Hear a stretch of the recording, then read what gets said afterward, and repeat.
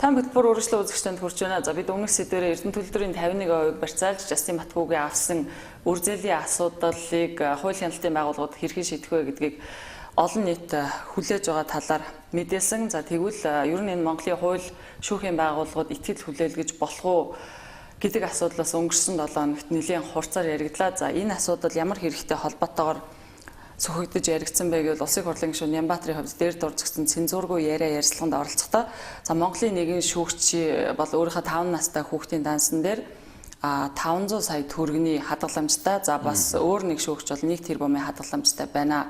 За шүүгчид яаж өнөөдөр өөрийн цалингаараа энэ их хөрөнгийг босгож чадж байна вэ? За энэ бол Монголын шүүх хараат бус байгаагийн илрэл гэсэн ийм дүгнэлтийг хийсэн ярьцлагыг өгсөн. За үүнтэй холбоотойгоор өнөөдөр Монголын шүүх хууль хяналтын байгууллагууд хараат ус байж чадж гэнэ үү? За үнэхээр ийм зүйл өнөөдөр байна уу?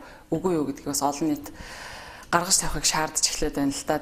Бид нар ингээд ядуугийн ядуу амьдраад байна. Минь толгойд баян өшөөнд байгаа хүмүүс хизээ нар гарах бол хизээ бид нар өндөр цалинтай ажлын байрууд руу явах бол хүлээгэлээдэг сонгуул болгоноор гоё юм амлаж гарч ирнэ. Эргээл бахил байдгаар. Тэгэхээр бид нар одоо үндсэн хуулийн өөрчлөлтийг нэг даруй хийж энэ шүүх прокурорт салхи савир оруулж иж дараагийн шудраг осны тухай ярина. Тэрнээс өөр наан чадахгүй. Ингээд л эргээд бие биенийг хамгаална. Эцсүүлдээ шүүхэн шийдсэн хэргийг та нар яах гэдэг юм гэдгээр бид нар хан мөргөн. Тэгэхээр өнгөрсөн 7 хоногт чи бас шүүхийн ерөнхий зөвлөлд хандсан, хуульчдын холбоонд ч гэсэн хандсан. Тэгэхээр энэ асуудалтай холбоотойгоор бас дэлгэрэнгүй мэдээлэл өгөх.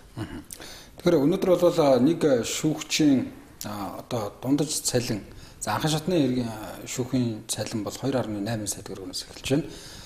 За харин одоо давзаалтах шатны дээд шүүхийн шүүгч нарын цалин бол 3.3 сая төгрөгтэй байгаа гэсэн энэ одоо цалингийн статистик мэдээлэл бол байна л да. Тэгээд яг энэ хэмжээний одоо цалинг аваад өнөөдөр дансандаа 1 сая доллар хуримтлуулж чадах уугүй гэдэг асуудал маань өөрөө маш эргэлзээтэй. Тийм учраас өнөөдөр энэ Нямбаатар гишүүний хэлсэн тэр шүүгч одоо энэ хэмжээний мөнгийг чухам хаанаас ямар их усрээр тэгж дансандаа байршуулсан бэ гэдэг энэ асуудал манаас олон нийтийн анхаарал татаж байгаа. За магадгүй одоо хувьдаа ямар нэгэн бизнестэй байж байгаа. За тэр бизнесээрээ дамжуулаад энэ хэмжээний хөрөнгийг цуглуулсан байж болох юм. За гэхдээ өнөөдөр энэ харлага дагуулж байгаа асуудал бол яхаа аргагүй шалгаж тогтоох ёстой гэдэг ийм одоо эргэнцээг бол араасаа дагуулж байгаа. Тэгээд энд өнгөрч байгаа 7 хоногт бол яг энэ асуудлаар хуульчтай холбоонд хандлаа. За шүүхийн ерөнхий зөвлөлийн зүгээс бол мэдээлэл өгөх боломжгүй. Энэ дээр ямар нэгэн тайлбар хийхгүй гэдэг энэ зүйлийг бол хэлсэн. За харин хуульчтай зүгээс, өмгөөлөгчтэй зүгээс ер нь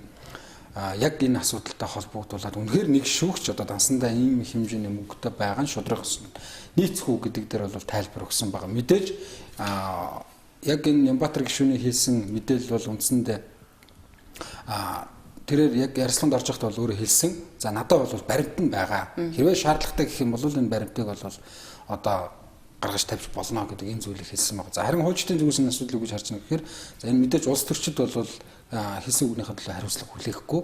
За тийм учраас магадгүй тэр баримт нь байгаа бол тэрийг зүгээр хууль хяналтын байгууллагаар одоо зохих журмынхан дагуу шалгуулаа. За тэрнээс биш өнөөдөр зүгээр нэг шүүгт төр энэ асуудал яригдчихэж байгаа боловч цаана Монгол улсын одоо энэ шүүх гэдэг энэ том байгууллагын нэр хүндэд халтж байгаа юм зүйл болох юм а. Тийм учраас үнэхээр тийм асуудал байгаа бол тэрийг ямар нэгэн асуудалгүйгээр одоо шалгуулчих. За тэгэхгүй ингээд одоо бүх шүүгч нар дансандаа энэ хэмжээний мөнгөтэй байдаг мэтэр ингэж мэдээлж байгаа нь өөрөө одоо бас энэ шүүхийн нэр хүндийг унгааж байгаа ийм асуудал болж байгаа гэдэг дээр одоо хуульчдын зүгээс дараах тайлбарыг өгч байгаа юм а. Тэр бол би түрүүн хэлдэг те хувь хүний үзэл бодол. Тэгэхээр бол тийм хувь хүний үзэл бодлыг одоо баталгаатай их сурвалж гэж үзэж болохгүй.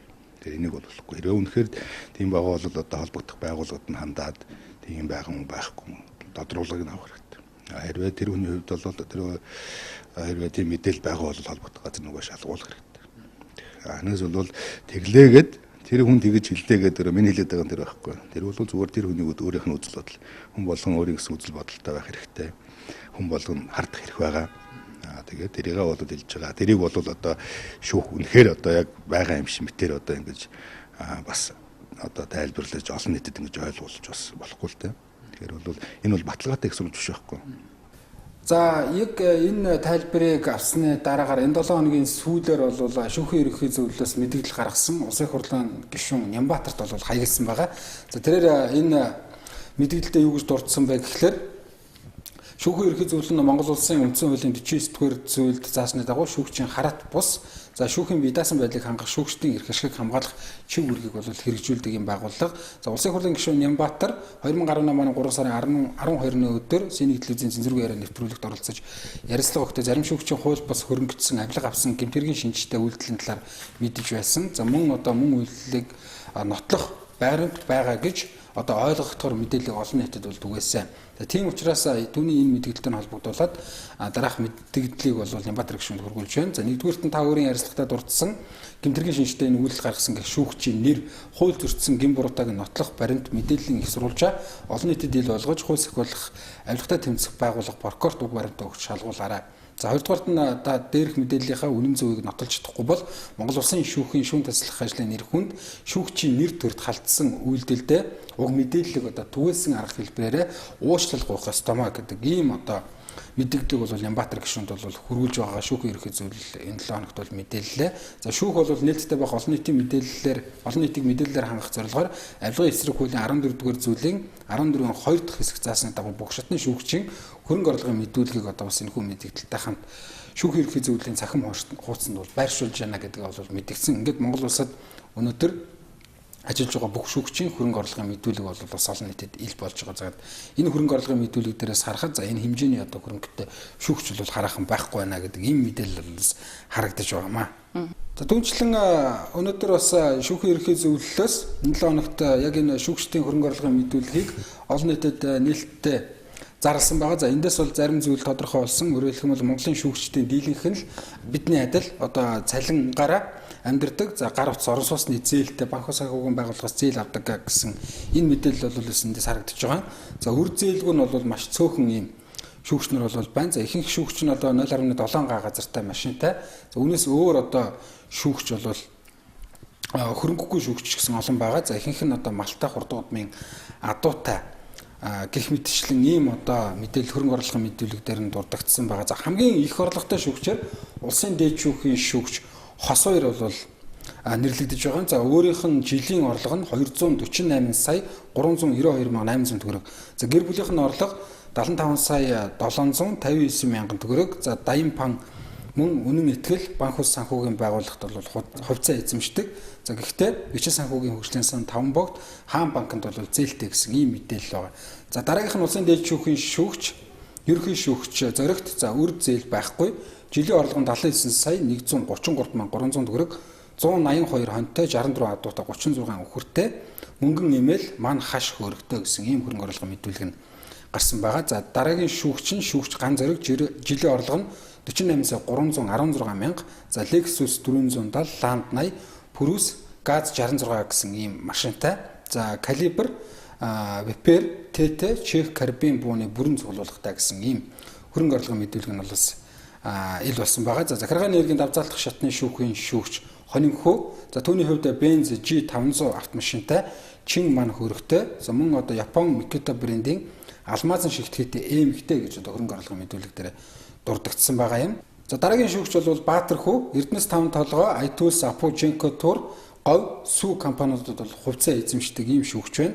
За мөн орон нутгийн шүүгчдийн хувьд Орхон аймгийн ерөнхий шүүгч Отхон цэцэг 3500 м2, 500 м2, 661 м2, за 750 м2 ийм тус газартай гэдгээ бол хөрөнгө орлогын мэдүүлэг дээр дурдсан байгаа. За Төв аймгийн шүүгч Од сүрэн Зоригтбаатар нар хамгийн олон үхэртэй энэ шүүгчээр нэрлэгдэж байгаамаа. За гэхдээ энэ бол Монголд өнөөдөр албан үүргийг үүсгэж байгаа Монголын бүх шүүгч нарын дундаас төвөрлөж авсан хамгийн их орлоготой анхаарал татах юм хөрөнгөтэй байгаа шүүгчдийн мэдүүлэг гэж ойлголоо. За гэхдээ энэ хөрөнгө орлогын мэдүүлгээс харахад улсын хурлын гишүүн Нямбатрын ярьж байсанчлан хүүхдийнхаа нэр дээр 500 сая төгрөгийн хадгаламжтай зайл эсвэл өөрийн хадгаламжтанда 1 сая ам.долларын хадгаламжтай ийм хөрөнгөтэй шүүгч бол харагдсангүй. За гэхдээ улсын хурлын гишүүний хэлж байгаа үг бол өөрөө хариуцлагатай байх ёстой. За түүний хувьд бол гаргаж тавьж байгаа энэ мэдээлэл нь өөрөө давхар баримтаар нотлогдно гэдгийг хэлсэн. За тийм учраас улсын хурлын гишүүн Нямбатар хэрвээ өөрийн зөв гэдгийг нотлохыг хүсвэл энэ баримтыг хууль хяналтын байгууллагад гаргаж өгөх бах. За үүгээрч барахгүй тэрний хувьд бол ер нь үүрэг гэж хэлж болно. Тэгэхээр хэрвээ энэ материалыг хууль хяналтын байгууллагад гаргаж өгөөд хууль хяналтын байгууллага энийг буруу зүг байна гэдгийг нотолж чадах юм бол энэ маргаан бас таслагдах боломжтой.